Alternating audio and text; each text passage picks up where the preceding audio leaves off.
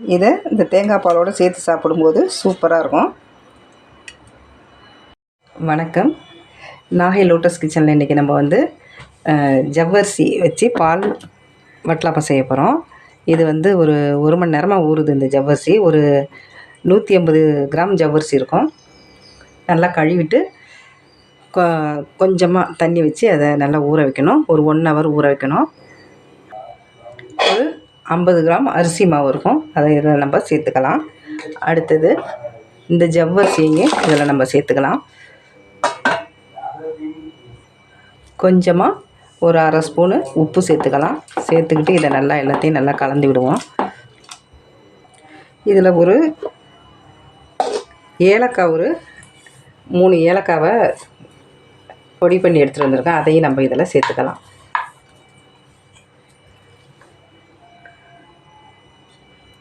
இது நல்லா ஏலக்காவையும் இதோடு சேர்த்து நம்ம கலந்து விட்டுக்கணும். அடுத்தது இப்போ ஒரு இட்லி சட்டியை அடுப்பில் வைப்போம். இதுக்கு தேவையான சர்க்கரையை இதில் சேர்த்துக்கலாம். நம்ம ஜவ்வரிசி 150 கிராம் போட்டிருக்கோம். மாவு, அரிசி மாவு ஒரு 50 கிராம் போட்டிருக்கோம். இப்போ இதுக்கு நம்ம ஒரு 100 கிராம் வெள்ளை சர்க்கரை இதில் நம்ம சேர்த்துக்கலாம். சேர்த்துக்கிட்டு எல்லாத்தையும் ஒன்றா நல்லா கலந்து விட்டுக்கலாம்.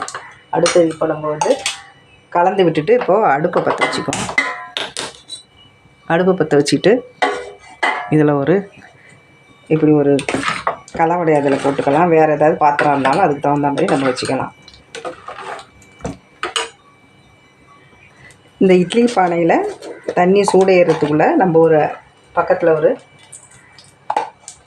ஒரு சின்ன சட்டியை வச்சு அதில் நம்ம கொஞ்சம் முந்திரி பருப்பு, திராட்சையை நம்ம வதக்கி எடுத்துக்கலாம்.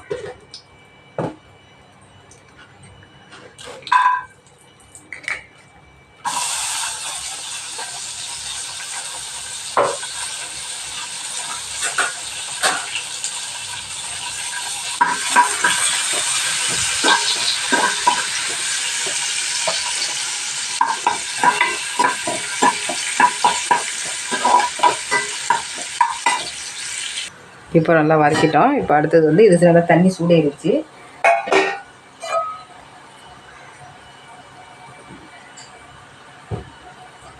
இப்போது இதில் ஒரு பாத்திரத்தை இதுக்கு தகுந்த மாதிரி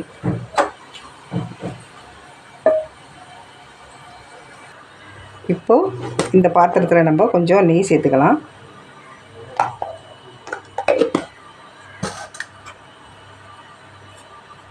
நெய் சேர்த்துக்கிட்டு இது எல்லா பக்கமும் படுற மாதிரி தடவிக்கலாம்.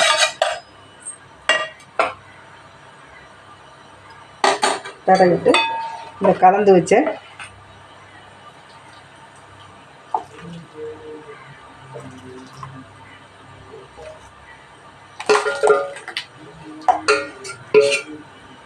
இதில் நம்ம சேர்த்துடலாம். சேர்த்துட்டு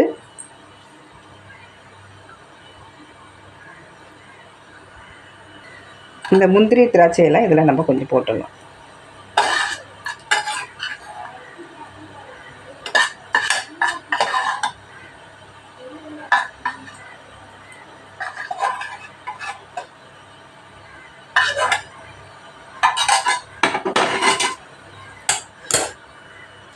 போட்டுட்டு இப்படி ஒரு பேப்பர் வச்சு இப்படி நம்ம திறந்து வைக்கிறதுனால அதில் வர தண்ணியெல்லாம் இதில் வடியக்கூடாது இல்லையா? வடிஞ்சால் ரொம்ப தண்ணியாகிடும். அதனால் இப்படி நம்ம வச்சிடலாம். இதை அப்படியே தூக்கி அப்படி வச்சிடலாம். இப்போ இதை ஒரு 15 நிமிஷம் நம்ம நல்லா வேக விட்டு பார்ப்போம். அதுக்கு முன்னாடி நான் ஒரு தேங்காய் எடுத்து பால் புழிஞ்சு வச்சுருக்கேன்.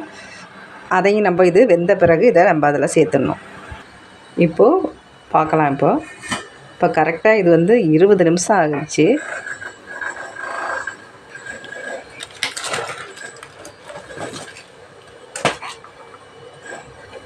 இப்போ பார்க்கலாம். இப்போ நல்லா வெந்துடுச்சு.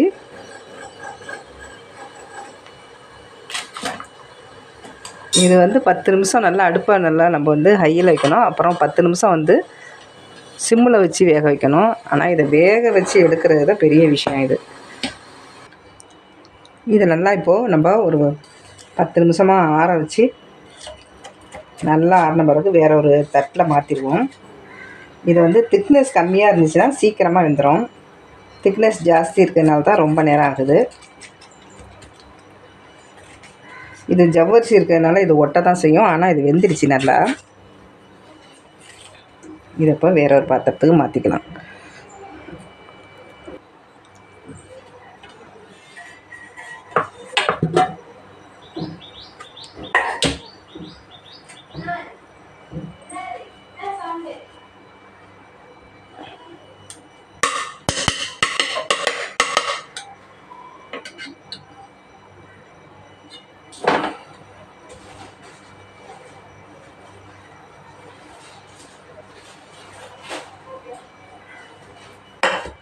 இப்போ ரெடி ஆயிடுச்சு.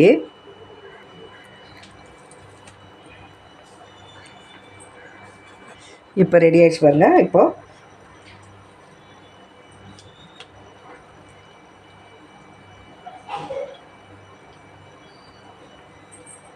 இது ஜவ்வரிசி இருக்கிறதுனால அந்த கொழகொழப்பு இருக்க தான் செய்யும்.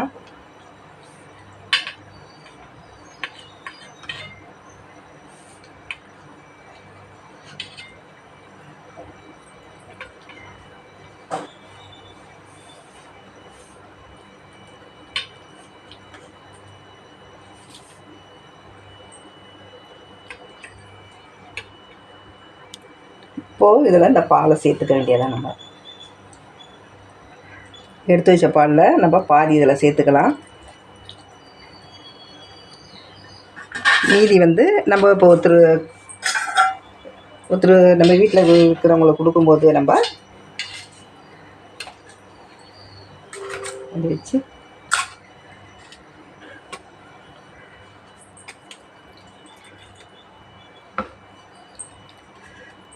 இப்படி கொடுக்க வேண்டியதான். சூப்பராக இருக்கும். இதை மாதிரி ஒரு தடவை நீங்கள் ட்ரை பண்ணி பாருங்கள். சூப்பரான பால் வட்டலப்பம் ரெடி ஆகிடுச்சு இப்போது.